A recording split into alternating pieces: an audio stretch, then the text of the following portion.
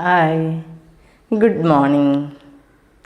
Last class we have discussed a definition of basis and some examples of basis. Today also we are going to discuss some other examples of basis. The first problem is, let P be an invertible n by n matrix with the entries in the field F and P1, P2, etc. Pn the columns of P. And we have to show that these columns form a basis for the space of column matrices F n by 1. Okay, that is, suppose P is our this matrix. Okay, and we have to prove these column vectors. I am denoting P1 as the first column and P2 as the second column. Okay, P1 is P11, P21, etc. Pn1. P2 equal to P12, P22, etc. Pn2. Okay, and Pn is equal to P1n, P2n, etc. Pnn. Okay, and we have to prove this form a basis for column matrices F n by 1. If you look at the number of elements in this, clearly this is a subset of F n by 1. Okay, and we have to prove this form a basis. Okay, for proving this form a basis, we have to prove this P1, P2, etc. Pn are linearly independent. Also, it spans Fn by 1. Okay. First, we have to prove P1, P2, etc. Pn are linearly independent. Okay. For this, what we have to prove? Suppose C1, C2, etc. Cn belongs to F be such that C1, P1 plus C2, P2 plus etc. plus Cn, Pn is equal to 0. Okay, and we have to prove C1 equal to 0, C2 equal to 0, etc. Cn equal to 0. Okay, note that P1s are column matrices, P2, Pi's are column matrices. Number of entries is n. Okay, each column vector is a n-tuple. Okay, and we have to prove C1 P1 plus C2 P2 plus etc. plus Cn Pn equal to 0 implies Ci equal to 0. Okay, so what about C1 P1? P1 is this matrix plus C2 into this one plus etc. plus Cn into this one equal to 0, 0 in Fn by 1, that is column matrix. Okay, now if you multiply this, we will get C1 P1, C1 P21, C1 Pn1 plus C2 P12, C2 P22, etc. C2 Pn2. Here Cn P1n, Cn P2n, etc. Cn Pn. Okay, and if you add this, we get C1 P11 plus C2 P12 plus etc. plus Cn P1n equal to 0, C1 P2n plus C2 P22 plus etc. plus Cn P2n equal to 0, etc. Okay, this is a system of linear equations. Okay, and if you multiply, okay, and you can write this in the form like this: P11, P12, etc. P1n, P21, P22, etc. P2n, Pn1, etc. Pnn into C1, C2, etc. Cn equal to 0, 0, 0. Okay. Therefore, this is the capital letter matrix P, and if you mark this as some x, then what we get? This is of the form Px equal to 0. Thus, we get P into x equal to 0. Okay. What about x? We have x is equal to C1, C2, etc. Cn. Okay. But our P is an invertible matrix. Therefore, P inverse exists. Okay. So, this you can write as P inverse into Px equal to P inverse 0. This 0 is a 0 matrix. Okay. So, P inverse P and matrix multiplication is associated. Therefore, this you can write as P inverse P into x equal to P inverse 0 equal to 0. Okay.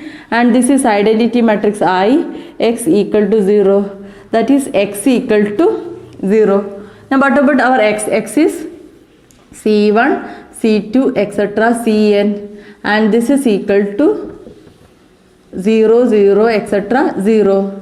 This implies C1 equal to 0, C2 equal to 0, etc. Cn equal to 0. Okay, thus we have assumed that C1 P1 plus C2 P2 plus etc. plus Cn Pn equal to 0, and finally we get C1 equal to 0, C2 equal to 0, etc. Cn equal to 0. This implies P1, P2, etc. Pn are linearly independent. Okay, now we have to prove that spans F1 by n. Okay, now to prove P1, P2, etc. Pn spans the column matrices F1 by n, what we have to prove?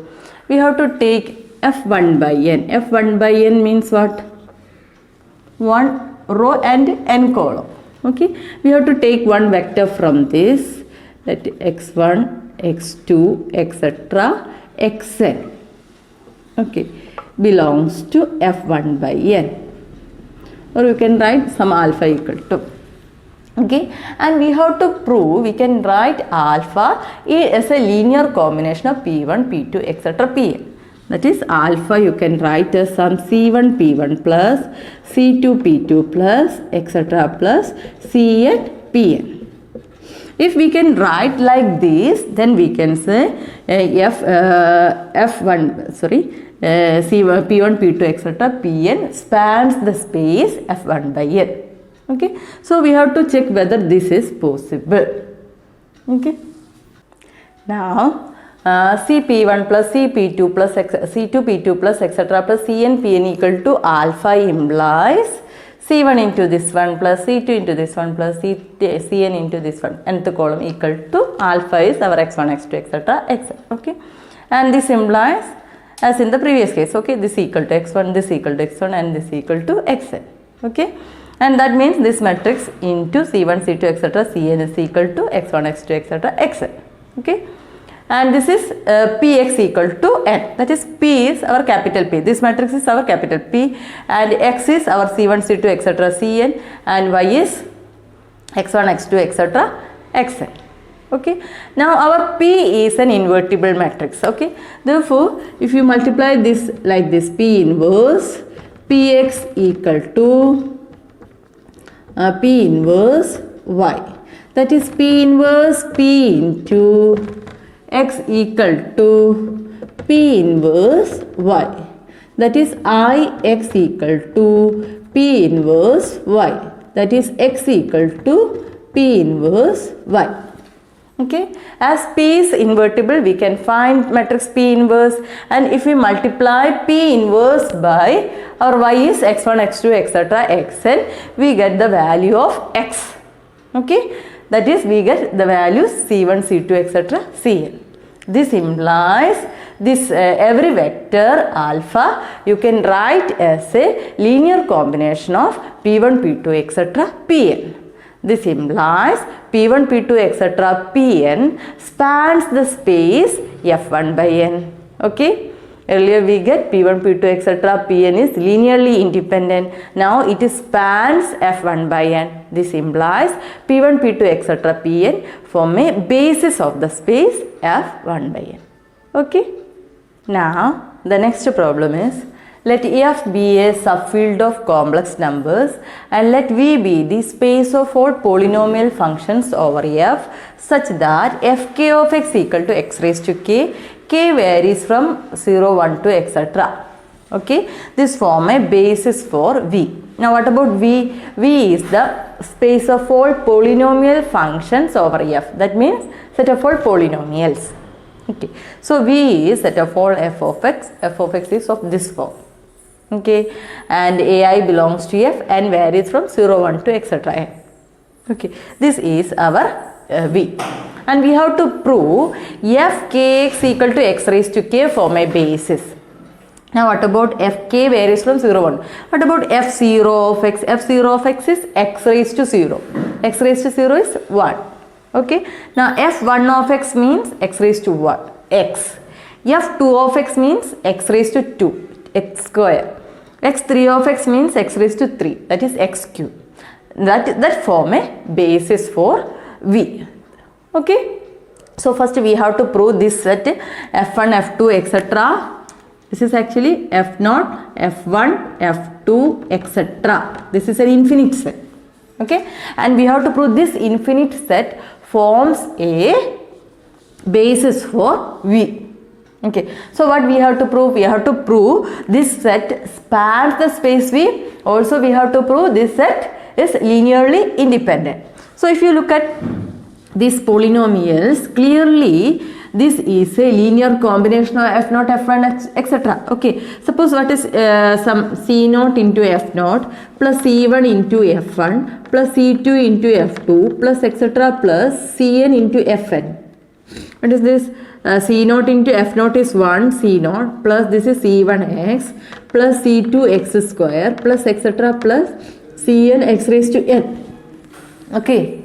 So, etc.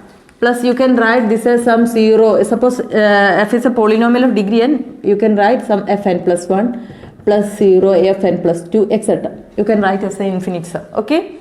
So, every vector in V is a linear combination of vectors in this set. Now, we have to prove that this set is linearly independent. But this is an infinite set. To prove this is linearly independent, we have to prove that every finite subset is linearly independent. Okay. So, we can consider a finite subset, f arbitrary finite subset, f2, etc., fn. Okay, this finite subset, and we have to prove this finite subset is linearly independent. We have the set f0, f1, etc., fn. Okay, now c0 f0 plus, we have to prove this is linearly independent. c0 f0 plus c1 f1 plus etc. plus cn fn equal to 0 implies, what is our f0? c0 into 1 plus c1 into f1 is x plus c2 into x square plus etc. plus cn into x raised to n is equal to 0. And this is equal to c0 plus c1x plus c2x square plus etc. plus cn x raised to n equal to 0.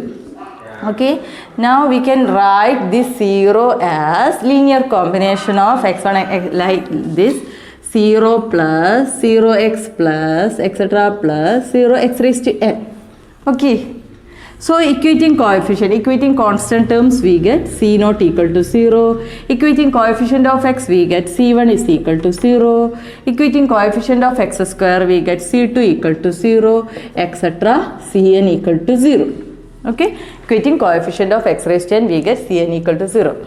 Thus, we get c0 f0 plus c1 f1 plus etc. plus cn fn equal to 0 implies ci equal to 0 for every I. That is, ci equal to 0 for every I equal to 0, 1, 2, etc. n. This implies this set is linearly independent. Now, this is an arbitrary set. Therefore, every finite subset of f0, f1, f2, etc. is linearly independent. Therefore, this set f0, f1, f2, etc. form a basis for the space V. Okay. Clearly, the number of elements of this set is infinite. Okay. Therefore, this is not a finite dimension. This is an infinite dimensional vector space. Okay. Clear? Now, we are going to prove one theorem. For that, proving that theorem, we need one result. And the result is all from our matrix theory. You have already studied in your 4th semester, I think. Now, if A is an m by n matrix and m less than n, then the system of equation Ax equal to 0 has a non-trivial solution. We have already studied if A is an n by n matrix, that is rank of A equal to number of unknowns, then the system have unique solution. And that is a trivial solution. If rank is less than n, then the system have infinitely many solutions, non-trivial solution. In this case, A is an m by n matrix and m is less than n. That means the system have m is less than n means rank of A is clearly less than the number of unknowns. This implies system have infinitely many solutions. That means the system Ax equal to 0 has a non-trivial solution. Okay. If m is less than n, then the system of equation Ax equal to 0 has a non-trivial solution. That is, you can find some x1, x2, etc., xn, not all 0, such that A into x1, x2, etc., xn equal to 0. x1, x2, etc., xn means this, for this column vector x equal to x1, x2, etc., xn. Okay. Now, the system has a non-trivial solution means you can find x1, x2, etc. xn not all 0 such that ax equal to 0. Ax equal to 0 matrix. Suppose our A is this one and x1, x2, etc. equal to this all zeros. Okay. Now that means a11 x1 plus a12 x2 plus etc. plus a1n xn equal to 0.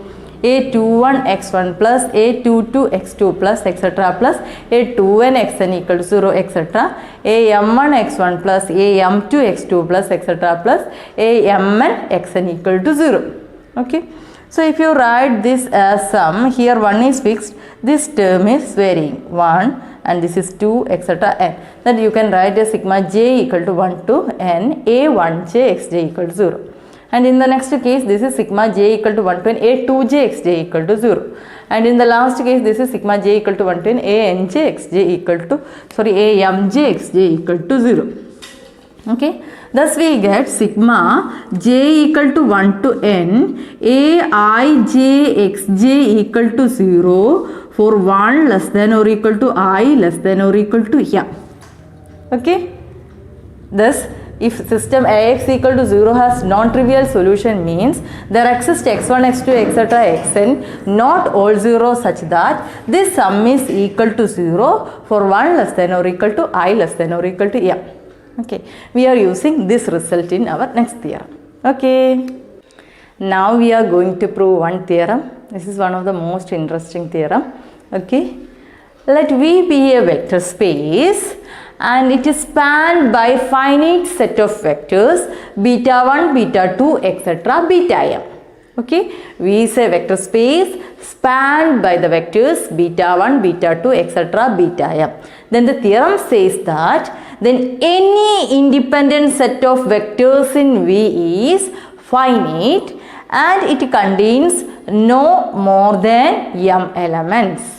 Okay, V is a vector space spanned by finite set of vectors beta 1, beta 2, etc. beta m. Then the result says that any independent set of vectors in V is finite and it contains no more than m elements. That is, if you take any linearly independent set in V, then that contains clearly less than or equal to m elements.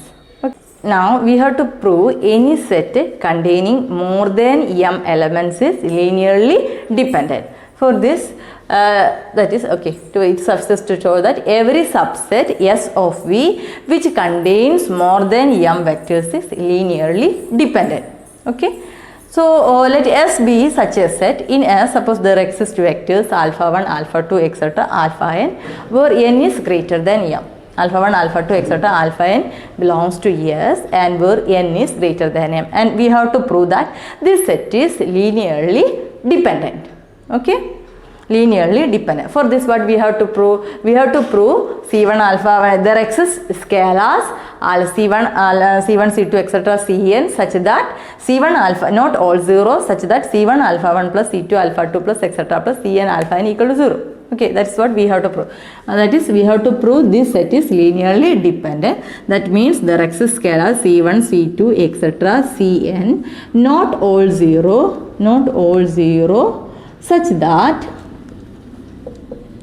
C1 alpha 1 plus C2 alpha 2 plus etc. plus Cn alpha n equal to 0.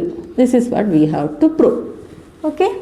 Now what about beta 1, beta 2, etc. beta m? Beta 1, beta 2, etc. beta m spans V. Therefore, every element of S is also a linear combination of that beta s. So alpha 1 you can write as C1 some beta 1 plus C2 some beta 2 plus etc. plus Cm beta m. Okay. Alpha 1 you can write as, okay, C1. For alpha 2 also there is Ci. So I am noting this as some alpha 1 is equal to A11 beta 1 plus A12 beta 2 plus etc. plus suppose this is A11, this is A21. A21 beta 2 plus etc. plus AM1 beta m. I am denoting like this. Okay. Okay. Now alpha 2, what you can write as alpha 2 equal to A21 beta 1 plus A22 beta 2 plus etc. plus AM2 beta M.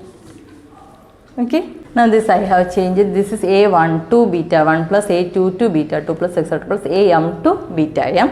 And finally an is equal to a1n beta 1 plus a2n beta 2 plus etc. plus a2n a3n beta 3 plus etc. plus amn beta m. Okay, all are linear combination of beta i's. So in general alpha j you can write as here n is fixed. Okay, and this portion changing. Okay, so alpha j you can write as a1j beta 1 plus a2j beta 2 plus etc. plus amj beta m. And finally alpha j you can write as a summation sigma I equal to 1 to m aij beta I. Listen carefully, alpha j equal to sigma I equal to 1 to m aij beta I. Here j second suffix is fixed aij beta I. Okay. Now for any scalars x1 x2 etc xn we have x1 alpha 1 plus x2 alpha 2 plus etc plus xn alpha n you can write as sigma j equal to 1 to n xj alpha j. Okay. Now what about our alpha j? Alpha j is sigma I equal to 1 to m aij beta I. Okay, so substitute this here. We get x1 alpha 1 plus x2 alpha 2 plus etc. plus xn alpha n is equal to sigma j equal to 1 to n xj sigma I equal to 1 to m aij beta I. aij beta, and this is equal to, you can replace some sigma j equal to 1 to n sigma I equal to 1 to m aij beta I xj. Okay, and this is equal to sigma, you can replace some I equal to 1 to m sigma j equal to 1 to n aij xj, and this is beta I. Okay, this you can write as sigma I equal to 1 to n sigma j equal to 1 to n aij xj beta I. Now look at this equation. What about this equation? Sigma j equal to 1 to n aij xj. Okay, so sigma j equal to 1 to n aij xj. Okay, if you consider the system of equation ax equal to 0, A is an m by n matrix and m is less than n. Here we assume that n is greater than m. N is greater than m, then from this equation we get this system has a non-trivial solution. That means sigma j equal to 1 to n aij xj equal to 0, 1 less than or equal to I less than or equal to m. This is true for every m and this is equal to 0. Okay, we have already proved that is there exists a non-trivial solution. Okay, for this equation, that means there exists x1 x2 etc xn not all 0 such that this sum is equal to 0, and this is true for every I. Okay, this is true for every I by our result. There exists x1 x2 etc xn not all 0 such that this sum is equal to 0 for every I. Okay, so this sum is 0 and this is true for every I equal to 1 to n. Therefore, in each sum, in each coefficient is 0. Therefore, total sum is 0. Okay, thus we get x1, x2, etc. xn not all 0 such that this sum is equal to 0. Okay, there exists x1, x2, etc. xn not all 0 such that x1 alpha 1 plus x2 alpha 2 plus etc. plus xn alpha n equal to 0. That means alpha 1, alpha 2, etc. alpha n is linearly dependent. Therefore, if you consider any set containing more than m elements, then that set is linearly dependent. Okay, clear? Just revise what we have discussed today. Today we have discussed some examples of basis of a vector space. Also we have discussed one theorem. Okay, hope everything is clear. In the next class we will discuss a corollary of the theorem that we have discussed today. Also the definition of dimension and etc. Okay.